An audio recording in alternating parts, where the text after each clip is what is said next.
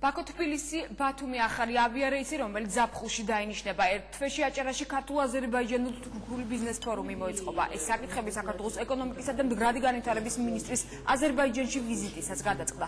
მერე ქობალია ბაქოში აზერბაიჯანის ეკონომიკური განვითარების, ტრანსპორტისა და ტურიზმის მინისტრებს შეხვდა. მხარეებმა ორი ქვეყნის ეკონომიკური ურთიერთობების გაღრმავებაზე იბრძოლეს.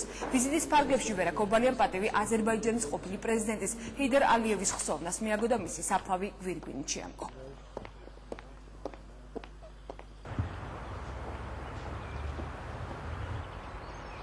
ვისაუბრეთ ავიახაზის, ავიამიმართულების დანიშვნა ბაქო-თბილისი, ბათუმი ზაფხულის პერიოდში პირველ ეტაპზე და მქონდა საუბარი, შევქმნათ ერთობლივი ტურისტული პროდუქტი, ეს იქნება აზერბაიჯანის და საქართველოს ერთობლივი პროდუქტი, პაკეტი, რადგან შევთავაზოთ როგორც ევროპის, ასევე ამერიკის ტურისტს ჩამოვიდეს ამ ორ ქვეყანაში და უფრო დიდხანს დარჩეს ჩვენს რეგიონში.